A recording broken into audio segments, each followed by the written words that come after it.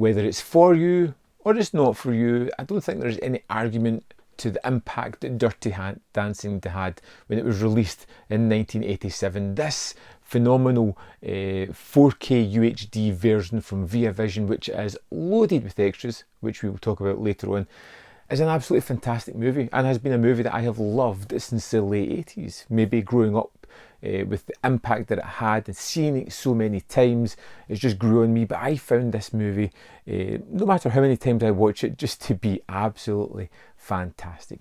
Is it perfect? Absolutely not. Does it give me a lot of entertainment? 100%. I carried a watermelon. Telling the story of Baby and her family. That's what she's nicknamed as. She's the baby of the family, along with her doctor father, her kind of tone deaf sister. Who's this hula hana of come on, I wanna hula back. And their mother are going to this retreat where they kind of learn dances. It's a resort, been invited there by the owner, and Baby kind of falls into the wrong crowd. Kind of.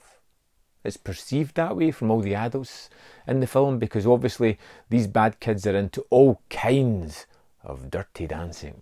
And yeah, that's kind of the basic plot of the movie. It's rather simple, but it's effectively delivered with a pulsating and fantastically toe-tapping soundtrack. The music in this one is one of the real driving forces of the movie. As we watch the relationship blossom between Patrick Swayze's Johnny and Jennifer Grey's Baby, it just goes towards a rousing finale. You're the one thing I can't get enough of. And at 100 minutes, it moves along surprisingly well, full of so many iconic sequences and so many quotable lines. Nobody puts Baby in a corner. I just adore the film itself.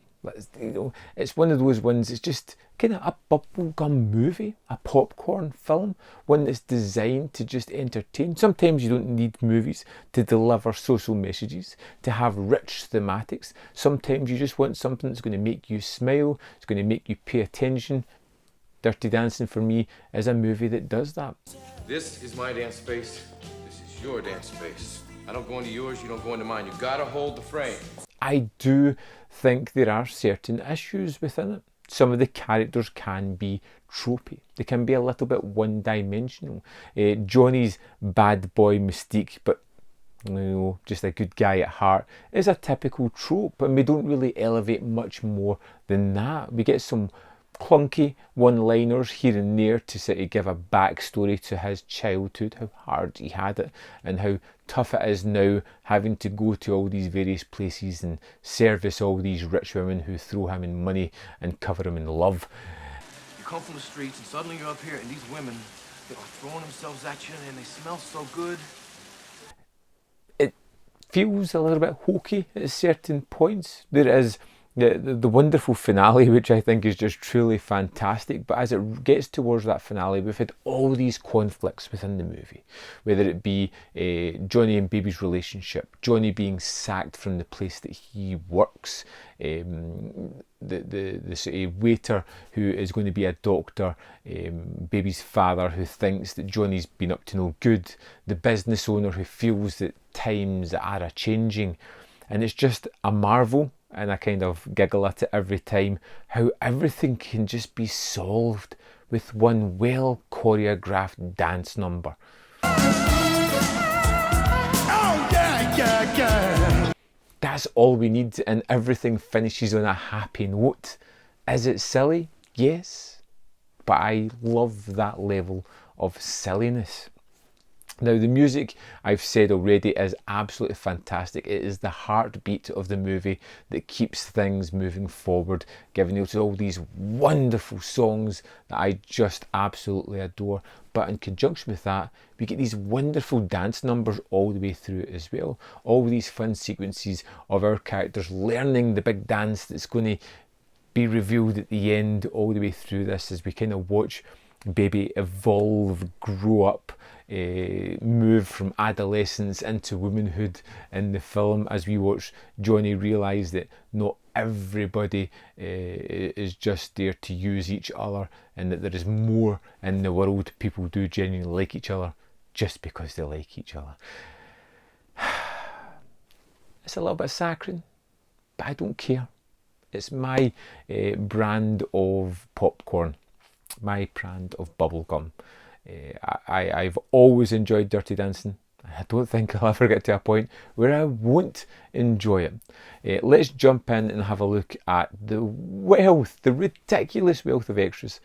Here we are in the first disc for the Dirty Dancing set. We'll go to the special features. We've got an audio commentary with the writer and co-producer Eleanor Bergstein.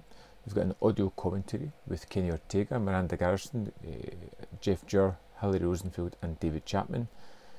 Next up we have Happy Birthday, Dirty Dancing, which is a kind of retrospective look back at the film, which is 29 minutes 19 seconds. We have Patrick Swayze in his own words, which was an interview he did in 2006, I believe. The last time he spoke at the movie, it's 12 minutes 52 seconds. We have Eleanor Bergstein, thoughts on a lifetime of Dirty Dancing, which is 6 minutes 40 seconds long, talking about the auditions, some kind of failings that happened during test screenings. We have Patrick Swayze Uncut, which is basically footage that wasn't used from that final interview of his.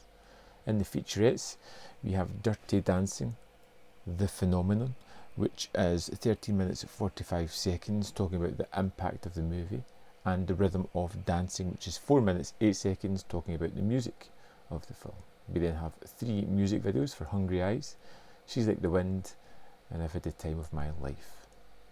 We have cast and crew interviews with Jennifer Grey, which is 11 minutes 14, with Eleanor Bergstein, which is 18:38, Miranda Garrison, which is 13 minutes 19, and Kenny Ortega, which is 15 minutes 23. All talking heads, kind of retrospective, looking back at the movie.